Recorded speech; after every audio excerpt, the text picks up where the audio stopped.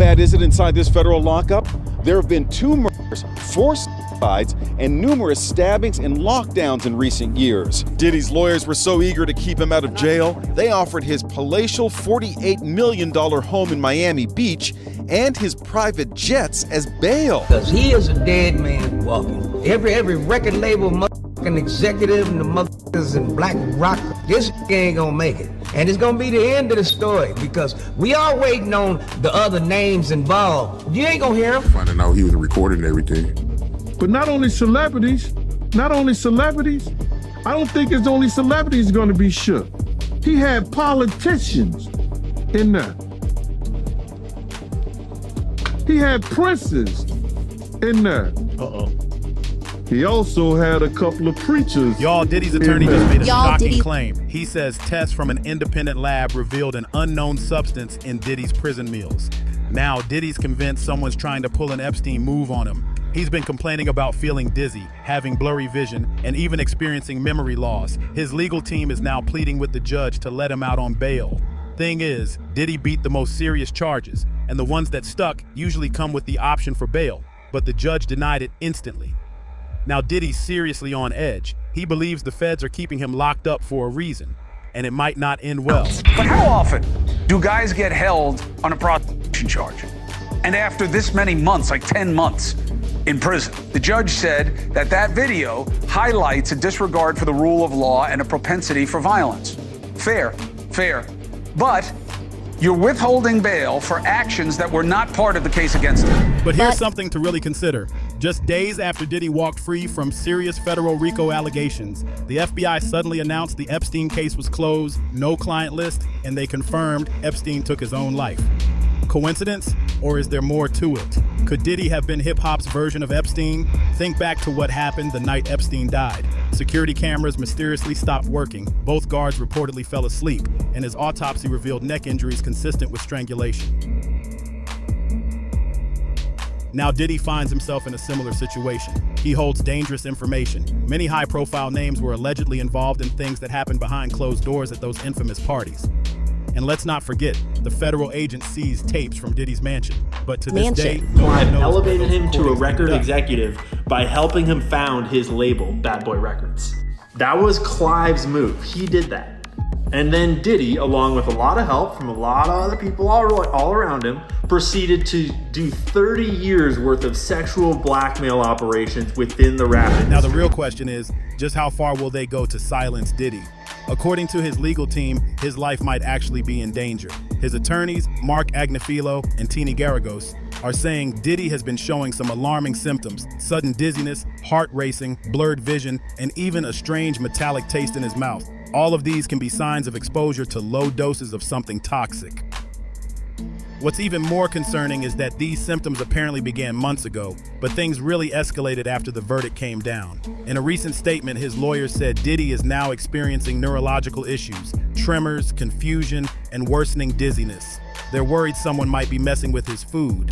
On top of that, lab tests reportedly found a foreign substance in his system, something that's not on the prison's approved list and definitely not something that shows up in food by accident. And let's not forget, back in February, reports claimed that Diddy was rushed to the hospital from his prison cell in the middle of the night.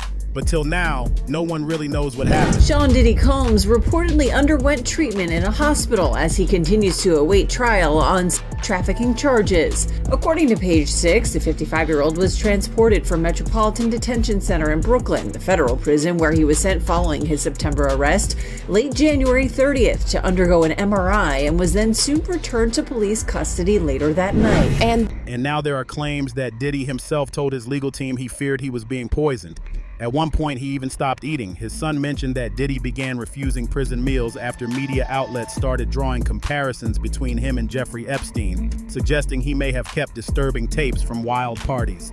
Meanwhile, Larry Levine, a former inmate at Brooklyn's Metropolitan Detention Center where Diddy is currently held, told the outlet that poisoning someone inside that facility wouldn't be difficult.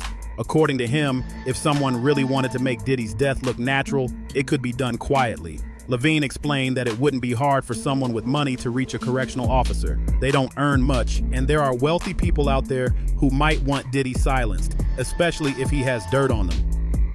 This is exactly why Diddy's growing more paranoid.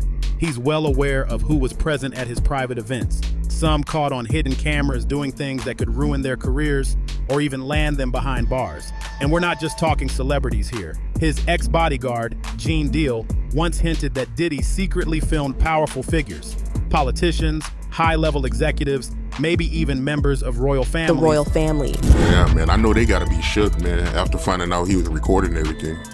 But not only celebrities, I don't think it's only celebrities gonna be shook. He had politicians in there. He had princes in there. He also had a couple of preachers in there.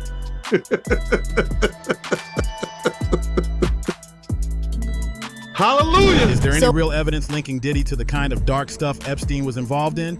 You won't see much about this on big news networks, but some independent reporters have been connecting the dots. And what they're finding? It's wild. From private island parties to the names showing up on guest lists, there are some shocking similarities to their client list. Yeah. Very first thing. Yeah, I have an island.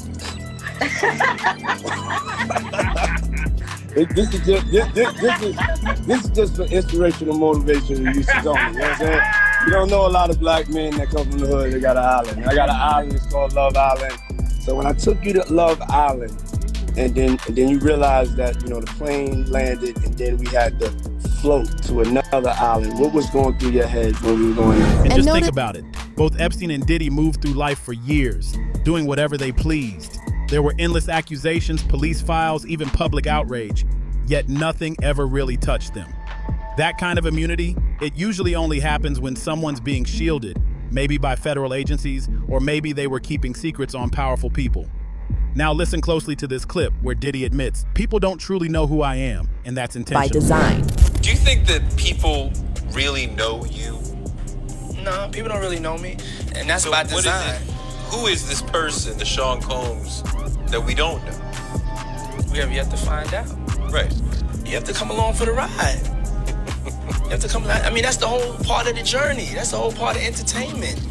I mean, you don't rock with a brother for like going on 20 years and stop now. You gotta see this movie all the way through, baby. Believe me, I got an action-packed ending for you. So if the rumors are true that Diddy was involved in a blackmail setup similar to what Epstein was accused of, possibly with backing from powerful insiders or even federal connections, then it kind of makes sense how he managed to avoid major consequences for so long. But the real question is, who were the people behind him pulling the strings? That's a much deeper story, and it goes into some pretty unsettling territory. According to podcaster Patrick Bet-David, these might be the same influential figures who were backing Epstein. Was working for. So here we go. Epstein was rumored to be associated with intelligence. The U.S. journalists Dylan Howard, Melissa Cronin, and James Robertson linked Epstein to the Israeli Mossad in their book Epstein, Dead Men Tell No Tales. They relied, for the most part, of the former Israeli intelligence officer Ari Ben Menashe. According to him, Epstein's activities as a spy served to gather compromising material on powerful people in order to blackmail them. There's also possible connection to the Mossad via Ghislaine Maxwell, whose father, Robert Maxwell, is said to have had contact with the Mossad. Epstein's victim, Virginia Giuffre, also alleged Epstein to be an intelligence asset, linking on Twitter to a Reddit page that alleged Epstein being a spy running a blackmail operation. This continues. A U.S. attorney in Florida, later U.S. Secretary of Labor, Alexander Acosta, reached a settlement with Epstein's lawyer, including Alan Dershowitz, in 2008, which allowed him to receive a very light prison sentence. Acosta later reportedly stated that he was told that Epstein belonged to intelligence and that the issue was above his pay grade. And then another suspicious detail that B. David highlighted is this. The government appointed the exact same prosecutor to Diddy's case who previously handled the prosecution of Epstein's associate, Ghislaine Maxwell. Very strange things are going on with Diddy's case. Let me explain to you why. Think about what happened with Ghislaine Maxwell. Who was the lead prosecutor? The same person that when Epstein was being held accountable was the same lead prosecutor that is now with Diddy. This person's been the lead prosecutor for all three of them. What do you think is going to happen with Diddy? Is Diddy going to be O.J. Simpson 2.0? You know, is going to go free and nothing's going to happen to him? So now, these days, even independent reporters and everyday fans have started digging into the facts themselves. And what they're finding is shocking. Listen to how freelance journalist Ian Carroll broke down the link between the Diddy investigation and Epstein's alleged blackmail network. In order to understand this lawsuit against P. Diddy, you need to understand the history of sexual blackmail. A lot of people in the comments are misunderstanding why rap music is so anti-gay. And a lot of people understand the ties of Israel and the Mossad to blackmail by Epstein, but a lot of people don't realize the ties of blackmail back to the invention of blackmail and the Jewish mob. So if you don't know what's going on, Diddy, one of the most influential people in the rap industry over the last 30 years, just got served this court case that alleged all kinds of crimes, including murder and drugs and prostitution, but especially having all of his homes wired with cameras and hosting parties with underage girls, rappers, label executives, celebrities, politicians, and collecting sexual blackmail on tons of important people. Like, we're talking Jeffrey Epstein level of operation, but in the music and entertainment industries. But the thing about a court case is that we're only getting the allegations that are in that case, and they're only relevant to what that defendant saw and experienced. And so the bigger picture is not filled in directly. You have to kind of understand the history of this stuff and what each thing might imply about the bigger picture. And that requires an understanding of the history of this stuff. And it's not complicated, and it's a wild story. So, the FBI was founded by J. Edgar Hoover. He actually was the head of the Bureau of Investigation, the BOI, before the FBI was even invented back in the 20s. And he served there for 11 years. Then they invented the FBI, and he served as the head of the FBI for 37 years, totaling 48 years leading what was more or less the FBI. So we're talking like all the way from like the Great Depression through World War II into like the 60s. Like through the 60s music revolution into the 70s. All of that time period, the FBI was led by the same person, and he was one of the most corrupt government officials in all of US history. And understanding the state of organized crime and of law enforcement in America is impossible if you don't know about J. Edgar Hoover. And understanding the nature of sexual blackmail is impossible if you don't know about Meyer Lansky, who was a boss in the Jewish mob back in the 30s, 20s, like Prohibition days and so on. Meyer Lansky, this Jewish mob boss, basically invented the concept of sexual blackmail. And he did it by blackmailing J. Edgar Hoover, the guy who was explicitly supposed to be taking guys like Meyer Lansky down. The Wikipedia articles are sanitized, but basically Meyer Lansky had a photo of J. Edgar Hoover using his mouth on his main assistant, Clyde Tolson. Realistically, it was his boyfriend. They were a couple. But then, once Hoover was blackmailed, he was like, how much worse could it get? And so he started hosting blackmail parties in collusion with these mobsters and inviting all sorts of important people to these blackmail parties to collect his own blackmail. This all happened in what was called the Blue Suite at the Plaza Hotel. And it was basically a bunch of male cross-dressing all caught on camera for like a decade or more. And because Hoover was already blackmailed by the most powerful gangsters in the world, like he didn't give it, and he just went and hosted them, and everybody got blackmail on everybody. So back to our boy Diddy, who founded his record label when he was only 24 years old. Became one of the most successful record labels of the time. He was able to do that because he was financed and supported by his mentor, Clive Davis, who just happens to be gay and rich and Jewish, just like Meyer Lansky was. And at the time, he was one of the most influential men in the music industry. He'd managed all kinds of the biggest name artists that you've ever heard of. And he found this guy, Diddy, on the up and up in one of his companies, who we now know from this lawsuit and the other lawsuit filed by his ex-girlfriend Cassie, which is horrific, disgusting, not a good read. We know that Diddy has some real effed up proclivities, as well as just generally probably being at least gay or bi, one of the two. So Clive Davis finds this guy with questionable morals, questionable habits, and ready to go crazy haywire, whatever. Like, he's willing to shoot people. He's willing to launder money. He's willing to do crazy. He's willing to do basically anything. This is just me speculating on Clive here, on his motivations, but Clive mentored Diddy, and Clive brought him up, and Clive elevated him to a record executive by helping him found his label, Bad Boy Records. That was Clive's move. He did that. And then Diddy, along with a lot of help from a lot of other people all around him, proceeded to do 30 years worth of sexual blackmail operations within the rap industry. and promoted artists that seem to have been ensnared in it, like Usher, for example, like Meek Mills. Hell, even Justin Bieber is like directly in this storyline. And so, what you wind up with is a rap industry, a music industry that is full of people that are creating the types of music that the people above them, that the people that hire them, that the people that manage them want them to make. They're all terrified of stepping on the wrong toes or getting out of line or doing what they're not supposed to for one blackmail reason or the other. Candace Owens also shared her thoughts, saying she wasn't shocked that Diddy beat the RICO charge. Just like she wasn't surprised when the FBI shut down the Epstein investigation without ever releasing a client list. So Hollywood has always been a blackmail ring, but who sits on top of it? You see, something that strikes me as odd about this Diddy case is his demeanor. And his demeanor reminds me of Jeffrey Epstein's. Jeffrey Epstein always kind of had this smirk on his face. You know, everything was coming down and he seemed remarkably calm, always smiling. I guess you would be smiling if you were the person that had been collecting blackmail on people and knew that you had video footage of people, maybe even the people that were prosecuting you. Jeffrey Epstein, you're like, yeah, this is really cute that you think you're gonna put me in prison when I've got videos of you doing some crazy things on my island. Diddy has that same air of pretension about him. And just 30 minutes before he got arrested, I'm gonna show you this, it's unbelievable.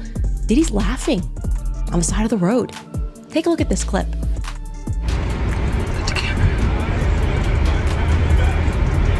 So this was from TMZ. You can see he's just like dapping up the homies. Just dapping up the homies on the side of the road, laughing. Yeah, it's all good. Yeah, I gotta go to prison real quick.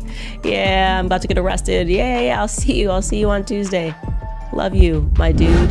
Candace also brought up something the mainstream media seems to have completely overlooked. There are reports that Diddy had someone playing a role similar to Ghislaine Maxwell, a woman named Christina Carrorum. She's been mentioned in several lawsuits and was even described as Diddy's close associate.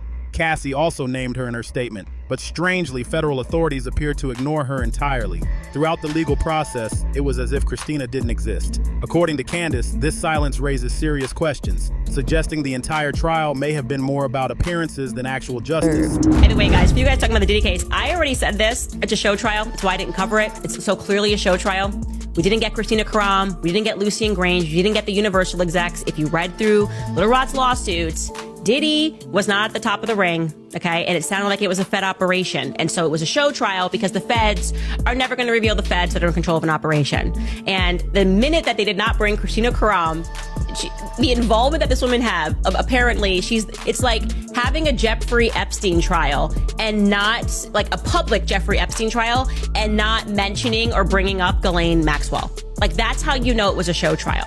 So this whole fake, oh my God, I can't believe you got away with it. Of course you got away with it. This was a Fed operation. That is my viewpoint. I am never going to change it. I think he's the Jeffrey Epstein of the hip hop world. He was doing what he was supposed to do and what he was told to do. And we're never going to get any information because now everyone's gotten their show trial. Yay, it's just, that's what a show trial is. It's meant to make everybody feel like justice has been served, or at least justice was attempted to be served. Like, you know, we did the right thing. We got a jury of his peers and they came back and decided he wasn't guilty. And then the feds keep doing what the feds do. I still believe that it is a drug operation. There's another chilling detail to all this. Long before any courtroom drama began, some people were already drawing comparisons between Diddy and Epstein, but those voices didn't last long. One of them was comedian Eddie Griffin. He openly mentioned big names and accused Diddy of using blackmail. Strangely, every one of those videos vanished from Eddie's official YouTube page. Now only scattered clips survive across social media. Sacrificing Diddy, they said, nigga, you gotta take this, cause we can't be involved. But Diddy's smart. He filmed every session. So he was Clive and the freak boy that run Universal Music Group. So he got them on some tapes. Now that's why they raiding the house, because they got friends in Homeland Security and the feds. And they said, get there and get them tapes from this nigga. He trying to blackmail us. That's what I believe is going on. And then another video that got taken down from Eddie's channel is the one where he said Diddy might get Epstein in his jail cell because he knows too many secrets about too many powerful people. Here's my prediction. I predicted that he was going to jail before they took him. I'd be surprised if he lived past the end of September, because he is a dead man walking. Every record label, motherfucking executive, and the and black rock. This ain't gonna make it. And it's gonna be the end of the story because we are waiting on the other names involved. You ain't gonna hear them. And now they're gonna auction off all his mansions because the feds now own all of his record label and all that. Fast forward to today, and it turns out Eddie Griffin was right all along. None of the individuals who played a role in Diddy's rise to fame were even mentioned during the trial. Big names like Clive, Ron Burkle, or Lucian weren't brought up at all in the investigation. For months, the media kept circulating stories about Diddy's alleged affairs with singers and Hollywood celebrities at his events, but no one was questioning the real power players operating behind the curtain. And now, the authorities are basically saying there's nothing unusual happening here. Diddy's just a wild guy who, yes, loses his temper and gets physical with women, but apparently he acted entirely on his own. Those outrageous parties, the endless baby oil, and the hidden cameras in every room, all supposedly for his personal fun. That's the narrative they're feeding you. It's the same playbook we saw with Epstein. The Department of Justice just claimed that there's no such thing as an Epstein client list. Ghislaine Maxwell delivered victims to no one, and Epstein absolutely ended his own life. Case closed. Case closed. Everyone, the DOJ and FBI have now concluded there was no Jeffrey Epstein client list. What do you tell MAGA supporters who say they want anyone involved in Jeffrey Epstein's alleged crimes to be held accountable? This administration wants anyone who has ever committed a crime to be held accountable, and I would argue this administration has done more to lock up bad guys than certainly the previous administration. But they committed to an exhaustive investigation. That's what they did, and they provided the results of that. That's transparency. Here's a perfect illustration of how the gaslighting is playing out. They're not even attempting to cover it up anymore. Back in February, former Attorney General Pam Bondi appeared on Fox News and plainly stated that the Epstein list exists, and it was right there on her desk. DOJ may be releasing the list of Jeffrey Epstein's clients? Will that really happen? It's sitting on my desk right now to review. That's been a directive by President Trump. I'm reviewing that. I'm reviewing JFK files, MLK files. That's all in the process of being reviewed because that was done at the directive of the president from all of these agencies. So have you seen anything that you said, oh my God? 5 months have passed, and now they claim there was never any list. When federal authorities searched Diddy's properties, Homeland Security reported discovering hidden supplies of banned substances and altered weapons, undeniably a major federal crime. As Gandil highlighted, that alone could have put Diddy behind bars for at least a decade. Minimum. Because they could have put him in jail, guaranteed 10 years, right off the bat.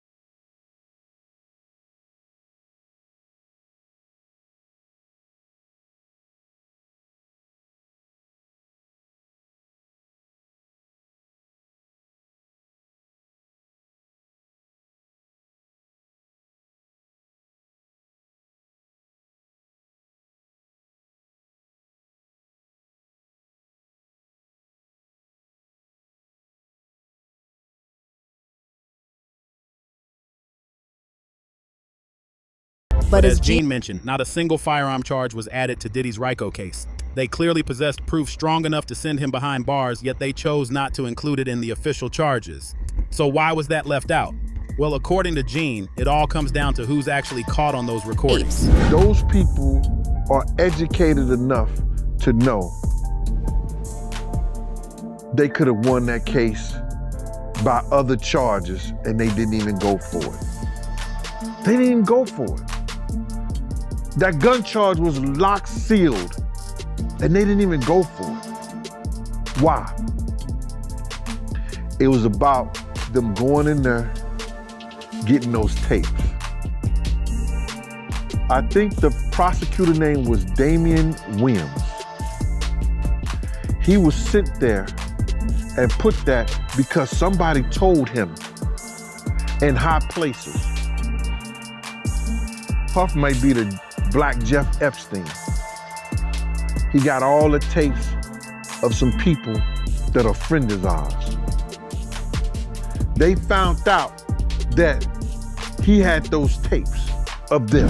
Now remember when those raids took place, the feds claimed they seized terabytes of data and video content from Diddy's electronic gadgets. That's a massive amount of footage. But when the trial kicked off, the only clips shown were a few tapes involving Cassie, Jane Doe, and some male companions. So where's the rest? What about all those well-known figures who showed up at Diddy's gatherings? You don't need to be into conspiracy theories to feel that something seemed wrong with this entire probe.